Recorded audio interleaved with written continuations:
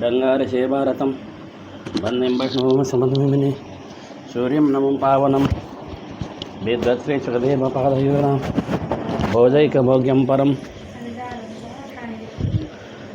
वन्दे श्रीपरमं पराङ्कुशगुरुं वेदान्ततत्त्वप्रदं श्रीमत्सुकार्यपदपङ्कजलब्धदीक्षं गोपालदेशिकपदाम्बुजदत्तशिक्ष्यं श्रीभूतपट्टणेतीन्द्रमठाधिपाप्ता ज्येष्ठाश्रमं सठरिपुं यतिराजमीडे लोकाचार्याय गुरवे कृष्णपादस्य सूनवे संसारभोगिसन्दष्ट जीवजीवातवे नमः। अखिलहेय प्रत्यनीक कल्याणैकतान श्वेतर समस्त वस्तु विलक्षणानंद ज्ञानानंदैक स्वरूप परब्रह्म परमात्मा परम पुरुषोत्तम भक्तवांछा कल्पतरु तड़िविनिंदक पीतांबरधारी अखिल जगदुदय विभालय लीला श्री भू नीला नायक श्रीमन्नारायण भगवान के दिव्य श्री चरणारविंद में साष्टांग दंडवत करते हुए परात्पर निखिलेश परब्रह्म श्रीमन्नारायण भगवान के कृपा से मानव शरीर प्राप्त होता है। जिस समय में मानव शरीर प्राप्त हुआ हो उस समय में मनुष्य को बहुत कुछ जान लेना चाहिए। इनमें से तत्वहित पुरुषार्थ जानना अति आवश्यक है। हित पुरुषार्थ बताने के लिए साक्षात भगवान वरदराज ने लोकाचार्य स्वामी जी के अवतार लेकर के अष्टादश रहस्यों के द्वारा तत्वहित पुरुषार्थ को बहुत सरल ढंग से बताया है। उनमें से यह तत्वत्रय नाम का ग्रंथ, इसमें जीव का स्वरूप, प्रकृति का स्वरूप माने अचित का स्वरूप, जीव का चित्त का स्वरूप और परमात्मा का स्वरूप को शोधन किया गया है। इसी प्रसंग में कल जीवात्मा भगवान का शेष है ऐसा बताया था। कैसा शेष? शरीर जैसा पृथक अलग होकर के रहने वाला नहीं है, साथ में ही रहने वाला है। जब तक भगवान रहेंगे तब तक रहने वाला है, ऐसा भगवान का शेष है ऐसा कल बताया। केवल यहाँ पर शेष वृत्ति के लिए बताया, परंतु भगवान के साथ में केवल शेषत्व तो यही संबंध नहीं है। भगवान के साथ में जीवात्मा के बहुत संबंध हैं। नियंत्री नियाम्य भाव संबंध है।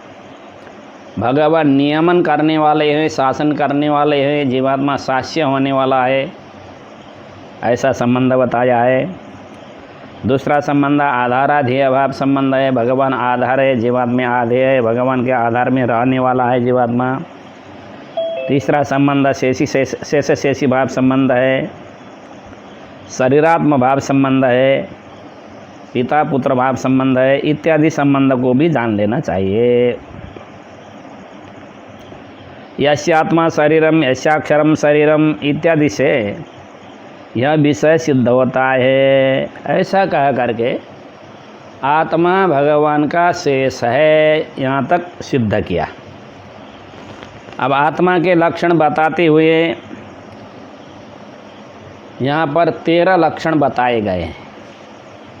शेष पर्यंत शरीर इंद्रिय मन प्राण बुद्धि से अलग होना, अजड़ आनंद रूप नित्य अणु अव्यक्त अचिंत्य निरवय निर्विकाल ईश्वर के नियाम्य धार्य शेष कहते हुए 13 लक्षण पूरा हो जाते हैं।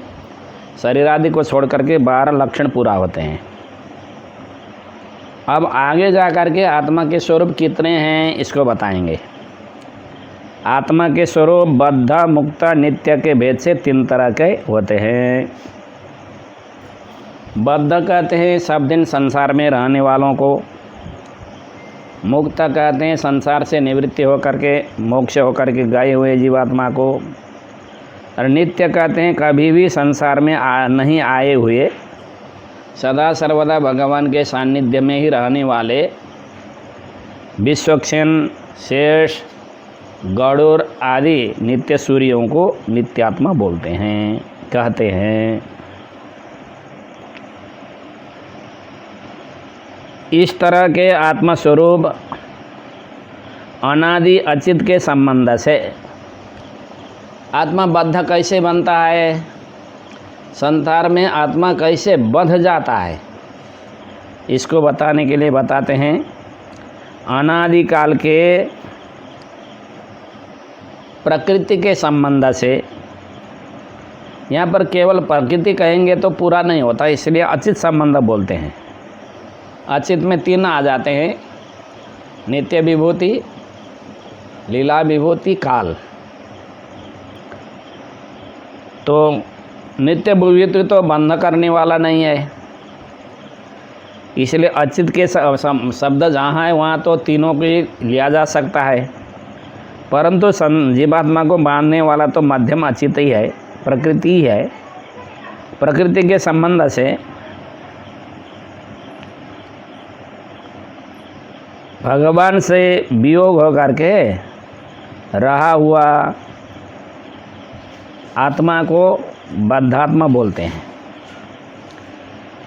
नित्यात्मा संसार से छूटे हुए मुक्त आत्मा कभी आए नहीं है। इस तरह से आत्मा के स्वरूप 3 तरह का बताया गया है।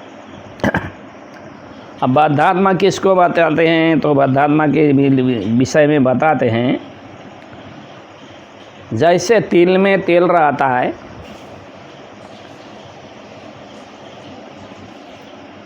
अग्नि लकड़ी में रहती है, अग्नि में रही हुई लकड़ी में रही हुई अग्नि को जिस तरह से पहचान नहीं पाते, तिल में रहा हुआ तेल को जिस तरह से पहचान नहीं पाते, उसी तरह से प्रकृति में रहा हुआ जीवात्मा को भी पहचान नहीं कर पाते।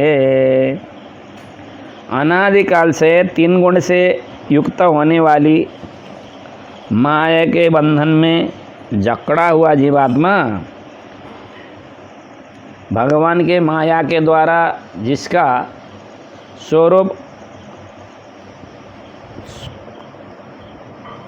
भीतर ढक गया हो, माया के भीतर में ढक गया हो, इस तरह का जो जीवात्मा स्वयं अपने को पहचानता नहीं। अनादिकाल के अविद्या से आर्जन किए गए अनंत पुण्य पाप हैं। अविद्या कहते हैं अज्ञान। अनादिकाल से जीवात्मा के पास में अज्ञान है। अज्ञान के द्वारा कर्म करता है जीवात्मा। कर्म करता है तो किसी कर्म से पुण्य बनता ही बनता है और किसी कर्म से पाप बन ही जाता है। कोई भी कर्म करे उससे पुण्य या पाप दोनों में एक तो बनता ही बनता है। किया गया कर्म कभी व्यर्थ होता ही नहीं है। किया गया कर्म व्यर्थ नहीं होने के कारण निरंतर उससे पुण्य पाप बनता ही रहता है। हम लोग को मालूम नहीं होता ये पुण्य हम लोग अर्जन कर रहे हैं, ये भी हम लोग को मालूम नहीं होता है। हम लोग पाप अर्जन कर रहे हैं, ये भी हम लोग को मालूम नहीं होता। परंतु कर्म किया तो कुछ तो बनता ही बनता है ना।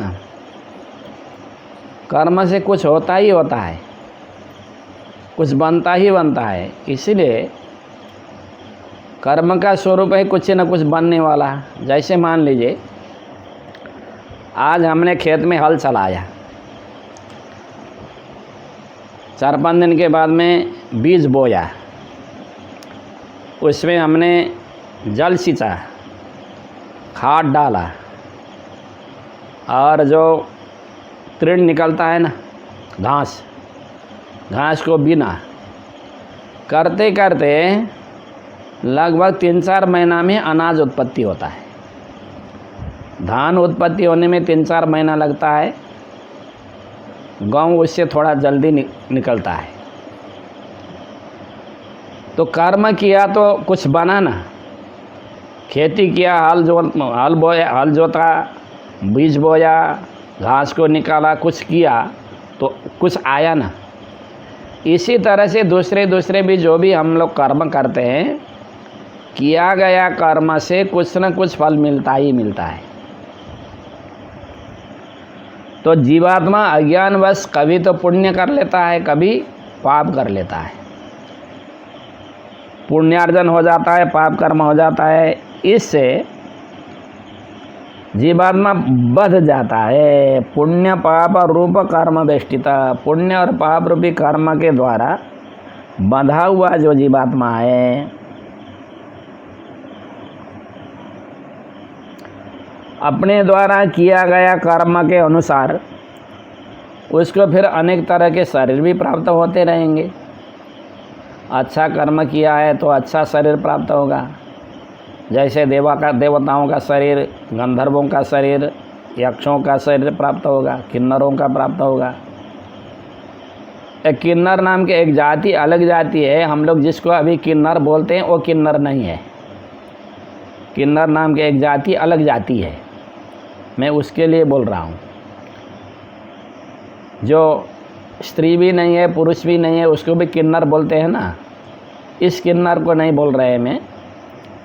इस तरह के उच्च जाति में अच्छे कर्म करने वालों को जन्म लेने का अवसर मिलता है। सामान्य कर्म करने वालों को मनुष्य जाति में जन्म लेने का अवसर मिलता है, और पाप कर्म करने वालों को पशु पक्षी के जाति में जन्म लेने का अवसर मिलता है। उससे भी ज़्यादा पाप किया हो तो लत्ते, पेड़ पौधे, तृण घास इत्यादि बनने का अवसर मिलता है।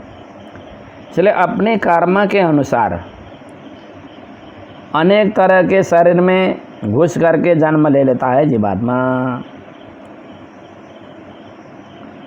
विचित्र देवादि शरीर, मनुष्य आदि, पशु आदि शरीर में प्रविष्ट होकर के जिस दिन शरीर में प्रवेश होता है उसी शरीर में अहम बुद्धि कर लेता है। फिर देवता के शरीर में प्रवेश हुआ तो देवता को ही मैं मान लेता है, देवता के शरीर को।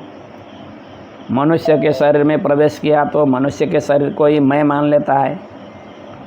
पशु के शरीर में प्रवेश हुआ तो पशु के शरीर को ही मैं मान लेता है। पक्षी के शरीर में प्रवेश हुआ तो पक्षी के शरीर में भी मैं मान लेता है।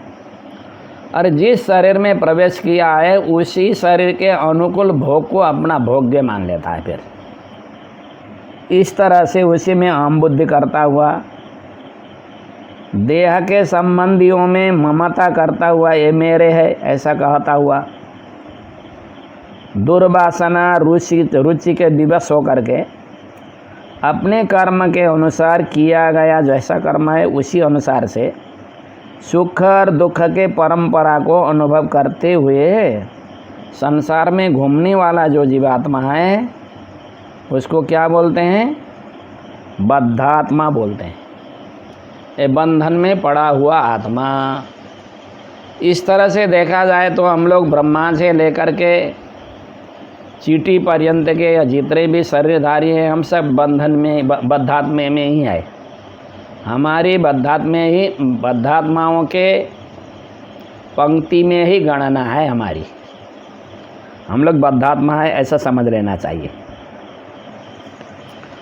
और मुक्त किसको कहते हैं? मुक्त उनको कहते हैं अनादि कर्म प्रवाह प्रयुक्ते संसार बंधने वर्तमाने। अनादि काल से कर्म के प्रवाह से बहता हुआ, चलता हुआ संसार के संबंध को प्राप्त करके, संसार के संबंध में बंधा हुआ जीवात्मा को कभी भगवान जब निर्हेतु की कृपा करके उसके ऊपर में कृपा कर देते हैं तब उसको संसार से छूटने की इच्छा होती है।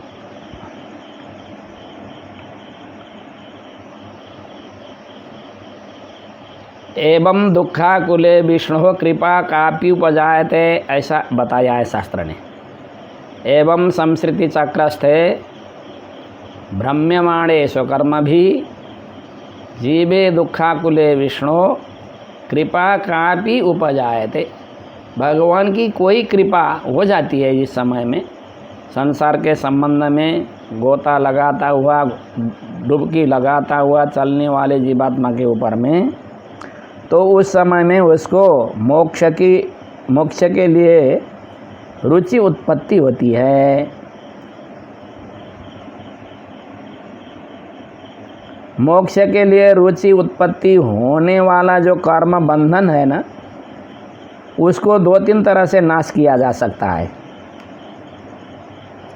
पहले तो अनुभव से नाश किया जा सकता, दूसरा भगवान की कृपा से नाश हो जाता है, तीसरा आचार्य की कृपा से नाश हो जाता है। अनुभव करने से हो या भगवान की कृपा से हो या आचार्य की कृपा से, मोक्ष में होने वाली रुचि को हटाने वाला रुचि का विरुद्ध कर्म वासना जो नष्ट होने से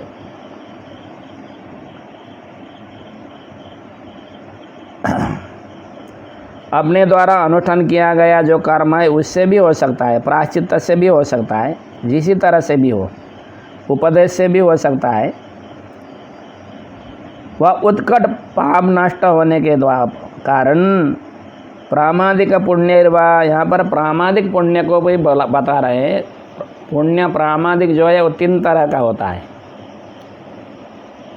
आनुषंगिक एक तरह का होता है, एक तरह का यादृच्छिक होता है, एक तरह का प्रासंगिक होता है।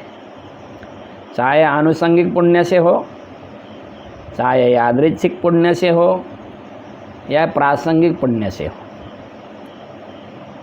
जिसी तरह से भी हो, यदि मोक्ष में होने वाली जो रुचि है वह नष्ट, रुचि के विरोधी पाप नष्ट हो गए तो तब जीवात्मा को मोक्ष में रुचि होती है।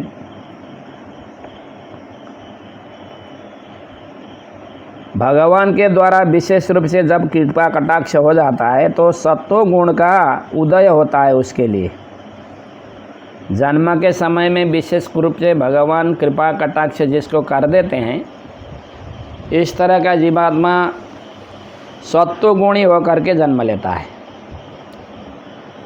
सत्वगुण का उदय होता है उसके लिए। सत्वगुणी होकर के जन्म लेने के बाद में सत्वगुण को ही बढ़ाता है, फिर मोक्ष की रुचि उत्पत्ति हो जाती है। मोक्ष सिद्धि होने के लिए केवल रुचि उत्पत्ति होना पर्याप्त नहीं है। मोक्ष कैसे होंगे उस विषय को जानना भी आवश्यक है। केवल रुचि उत्पत्ति हो गई उसी से पूरा नहीं होता, इसलिए उसको जानने के लिए सद्गुरु के सन्निधि में जाकर के वेदांत का ज्ञान भी प्राप्त कर लेता है वो जीवात्मा। वेदांत में ही जानने के लिए उपयुक्त परब्रह्म परमात्मा के स्वरूप, रूप, गुण, विभूतियों का विस्तार रूप से वर्णन वेदांत में ही मिलता है, दूसरे ग्रंथ में कम मिलता है। इस तरह से वेदांत के द्वारा भगवान के स्वरूप को जान लिया, कुछ भगवान के शरीर दिव्य मंगल विग्रह को जान लिया, कुछ भगवान के गुण आ गए जान लिया, कुछ भगवान के विभूति का स्मरण भी हुआ। तब जा कर के वेदांत वेद्य, वेदांत के द्वारा जाने वाले परब्रह्म परमात्मा का ज्ञान करने के बाद ज्ञान से मिलने वाला जो मोक्ष है, मोक्ष सिद्धि के लिए अब जीवात्मा को ज्ञान का अनुष्ठान करना पड़ता है। और ज्ञान का अनुष्ठान करने के लिए वर्ण और आश्रम के मर्यादा में रह करके ही करना पड़ता है। वर्ण और आश्रम के मर्यादा को छोड़ करके मनमानी होकर के कोई ज्ञान अर्जन किया गया उससे मोक्ष प्राप्त करना चाहता हो तो वो मोक्ष प्राप्त नहीं करता। शास्त्र का कहना है वर्णाश्रमाचारवता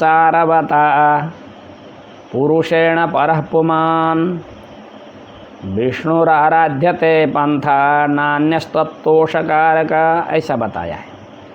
वर्ण के आश्रम के अनुसार के जो धर्म है जैसे वर्ण बोले तो ब्राह्मण क्षत्रिय वैश्य शूद्र 4 आते हैं। आश्रम बोले तो ब्रह्मचर्य गृहस्थ वानप्रस्थ संन्यास आते हैं। तो वर्ण किस वर्ण का है व्यक्ति, किस आश्रम का है? एक वर्ण के 4 आश्रम का होने वाला हो गया। ब्राह्मण वर्ण है तो ब्राह्मण गृहस्थ ब्रह्मचारी भी हो सकता है, गृहस्थी भी हो सकता है, वानप्रस्थी भी हो सकता है, सन्यासी भी हो सकता है। इसलिए एक व्यक्ति 4 आश्रम का हो सकता है। तो वर्ण और आश्रम के धर्म के अनुसार ही भगवान की आराधना कर लेनी चाहिए। वर्ण और आश्रम के धर्म को अलग करके कोई भी व्यक्ति मोक्ष प्राप्त नहीं कर पाएगा।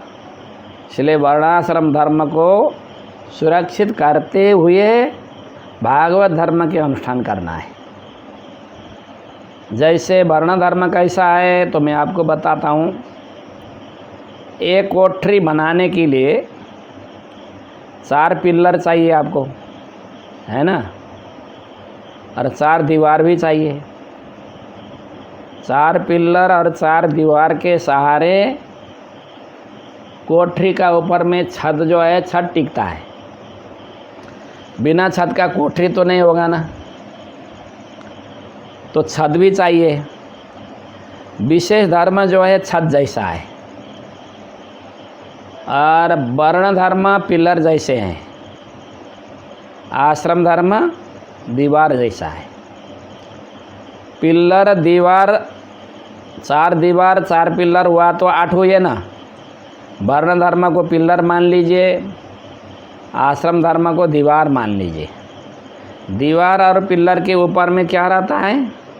छत रहता है, तभी कोठरी बनता है। यदि छत नहीं हो तो बिना छत वाले को मकान को कोठरी नहीं बनते। कोठरी उसमें कोठरी तैयार होता नहीं है। वर्षा होते समय सब भीग जाएंगे तो इसमें क्या फ़ायदा बैठने से। तो विशेष धर्म छत जैसा है, वर्ण धर्म पिल्लर और दीवार जैसे हैं, समझ रहे हैं ना।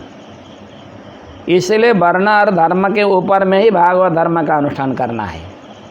वर्ण धर्म को छोड़ करके, वर्ण और आश्रम के धर्म को छोड़ करके भागवत धर्म का अनुष्ठान करेंगे तो भागवत धर्म किस में टिकेगा? उसका तो आधार ही नहीं है ना। पिल्लर भी नहीं है, दीवार भी नहीं है, तो छत क्या करेगा? आकाश में झूलते रहेगा क्या वो छत?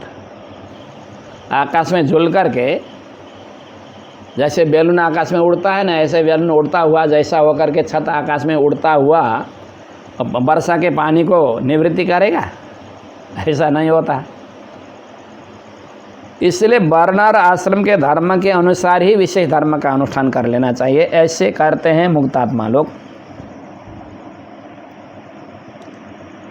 वर्णाश्रमोचितानि कर्माणि, वर्ण और आश्रम में बताए गए कर्मों को करना जरूरी है, परंतु करते हुए भी उसमें अपने को कर्ता नहीं मानना है। बस करते हुए भी कर्म को अपना कर्म है ऐसा नहीं मानना है, और करते हुए भी उस कर्म में आसक्ति नहीं होनी है। फल संग कर्तृत्व को छोड़ करके इस तरह से फल संग कर्तृत्व को त्याग करके अनुष्ठान करना चाहिए वर्ण और आश्रम के धर्म को। क्योंकि वर्णाश्रम धर्म के अनुष्ठान नहीं करेंगे तो भागवत धर्म में पैर रखने के लिए जो आवश्यक है वो आवश्यक क्या है? भागवत धर्म तक पहुँचने नहीं देने वाला पाप, वो पाप निवृत्ति होता नहीं है। उस पाप निवृत्ति के लिए वर्णाश्रम धर्म का अनुष्ठान करता ही रहना पड़ता है।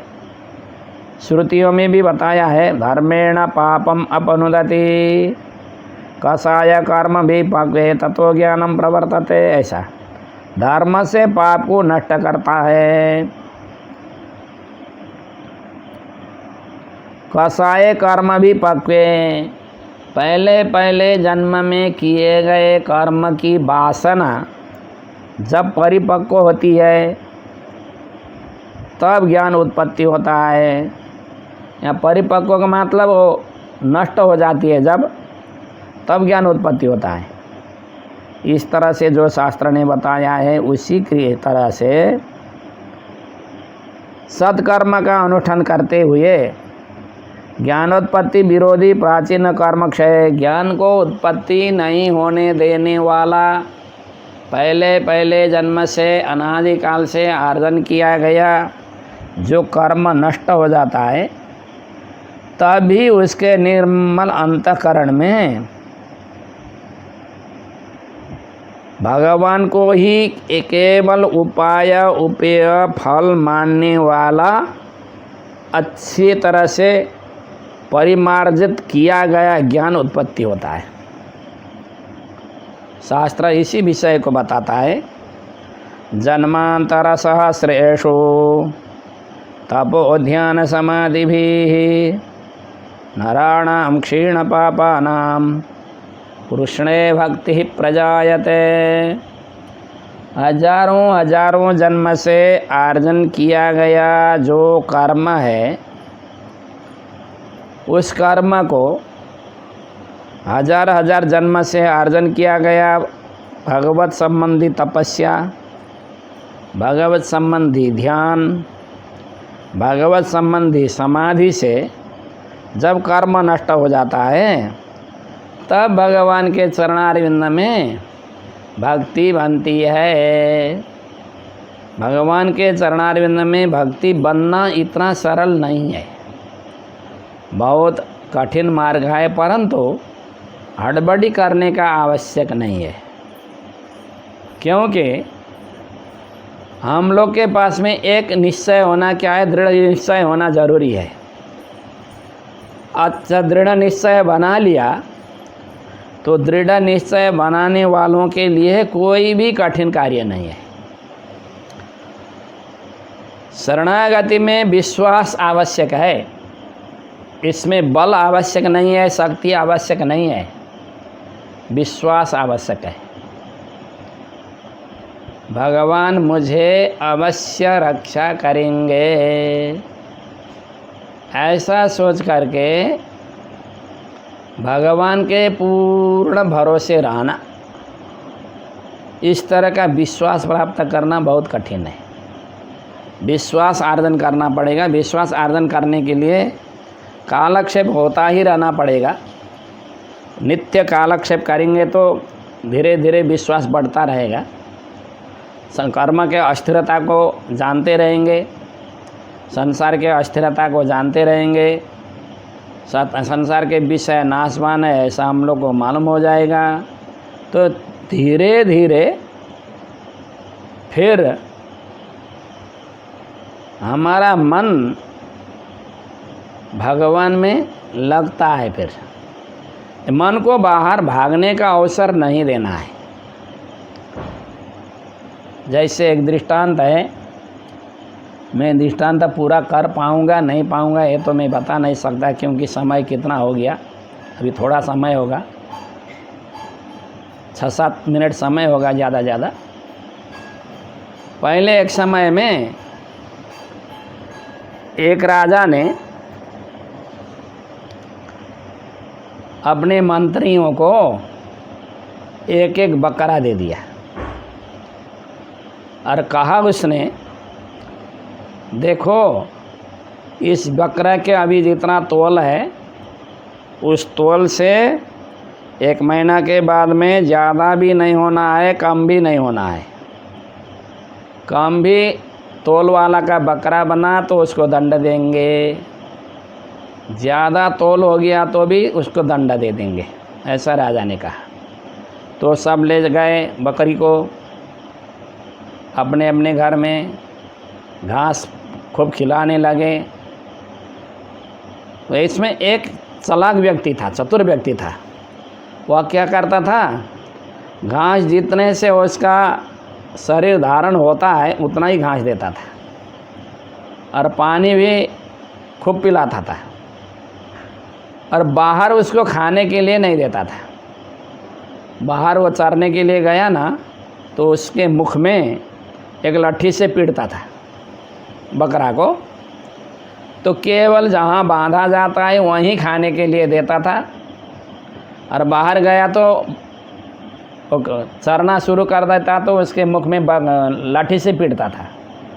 तो बकरी 1 महीना में समझ गया बकरा, मुझे बाहर जा कर के खाना ही नहीं है, मुझे खाना है तो केवल अपने जहाँ बांधा जाता है उसी स्थान में खाना है, ऐसा समझ जाता है। बाहर छोड़ दिया तो भी बाहर खाता नहीं, वो देखता ही रहता है, और उसके जहाँ बंधन किया गया हो वहाँ जा कर के वो खाता है। जिस तरह से उस बकरे को उस चतुर व्यक्ति ने बाहर खाने के लिए मन होता हुआ भी नहीं खाता था, ऐसा बना दिया, इसी तरह से हम लोग को भी अपने मन को बाहर के विषय में भटकने के लिए नहीं देते हुए केवल भगवान के लिए, भगवान के विषय में ही लगाना है। जैसे बकरा केवल जहाँ बांधा जाता था वहीं खाता था ना, उसी तरह से वो बकरा को बांधने का स्थल माने भगवान है। भगवत संबंधी चर्चा तो करते ही रहना चाहिए, और बाहर का जो खाना है ना, वो संसार के विषय, उसको खाने के लिए बंद कर देना है। उधर जाया तो उसके मुख में एक छड़ी से, लट्ठी से मार देना चाहिए। ये मन रूपी बकरे को, मैं दूसरे बकरे को नहीं बोल रहा हूँ, हमारे पास में जो मन रूपी बकरा है, उस मन रूपी बकरा को जब बाहर विषय रूपी घास खाने के लिए जाता है ना, तो उसके मुख में लाठी से मार देना चाहिए। और मन तो भीतर रहता है, लाठी से कैसे मारेंगे जी, ये शंका होती है। और यहाँ पर अपने हाथ से लाठी पकड़ के मारना नहीं है, बुद्धि के लाठी से मारना है उसको। बुद्धि के लाठी से, अरे मन इधर मत जाओ, ये तुम्हारा भोग्य नहीं है, तुम्हारा विषय नहीं है, कहा करके उधर से बुद्धि से लाठी दे करके उसके मुख में फिर भगवान के चरणारविंद में लगाना है। जिस विषय में जाए, कभी तो शब्द के लिए जाता है तो वहीं से बुद्धि से थप्पड़ दे दो और भगवान के चरणारविंद में लगाओ। रूप में जाता है तो बुद्धि से थप्पड़ दे करके भगवान के रूप में लगा दो, और रस में जाता है तो भगवान को थप्पड़ दे करके भगवान के प्रसाद भोजन करने के लिए लगा दो। इस तरह से हर हमारे इंद्रियों की जो क्रिया है, मन के जो क्रिया है, वृत्ति है, वो सब भगवान में लगाना चाहिए। इस तरह से भगवान में लगाते हुए जब पाप नष्ट हो जाता है, तब जा कर के भगवत संबंधी ज्ञान मनुष्य को प्राप्त होता है। नराणाम क्षीण पुण्यानाम कृष्णे भक्ति प्रजायते, भगवान में भक्ति होती है तब। बहुतर जन्म साध्य कर्म ज्ञानाभ्याम, बहुत जन्म से साध्य होने वाले कर्म और ज्ञान से जब भगवान में भक्ति उत्पत्ति होती है। अब यहाँ पर भक्ति का जब चर्चा कर ही रहे हैं भक्ति के विषय में, तो थोड़ा समझना भी हमको आवश्यक है। भक्ति 2 तरह की होती है, एक हमारे द्वारा अर्जन की गई भक्ति है, एक भगवान के कृपा से मिली हुई भक्ति है। हमारे द्वारा अर्जन की गई भक्ति से अच्छा भगवान के कृपा से मिली हुई भक्ति है, क्योंकि अनायास मिल जाती है वो भगवान के कृपा से मिलने वाली भक्ति। इस तरह के भक्ति उत्पत्ति होती है।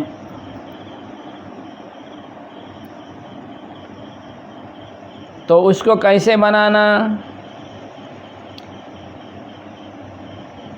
तो बताते हैं, देवानां गुणलिंगानां आनुश्रविक कर्मणां सत्व एव एकमनसो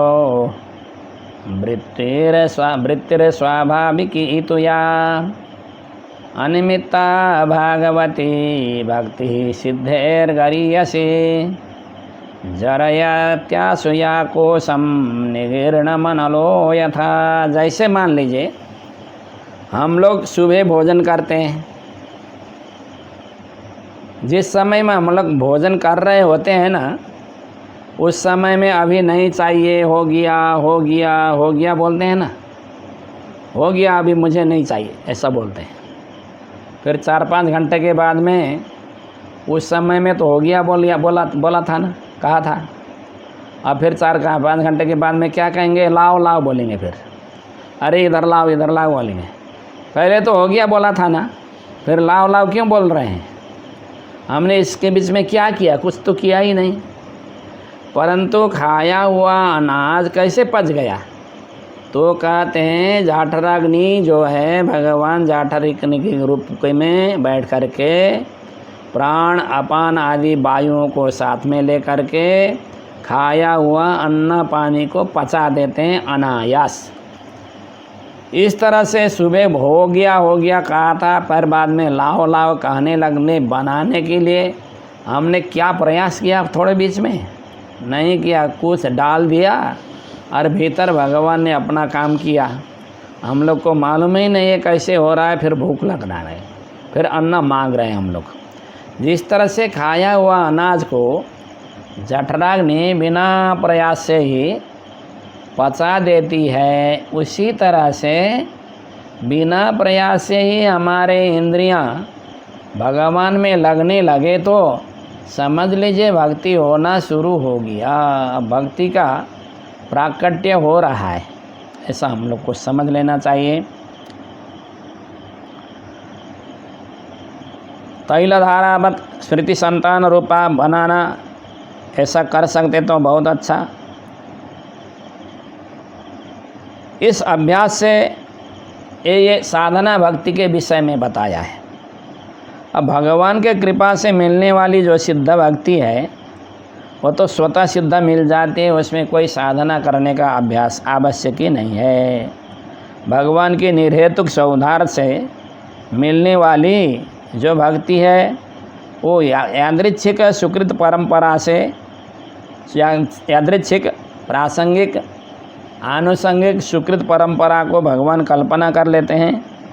यह यादृच्छिक आदि जो परंपरा है, इसके विषय में मैं आप लोग को कल बताऊंगा।